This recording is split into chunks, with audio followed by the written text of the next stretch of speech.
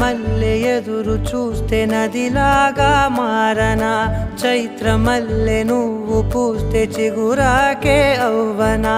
నన్నే వరించే యువరాజును అంట నీ యువరా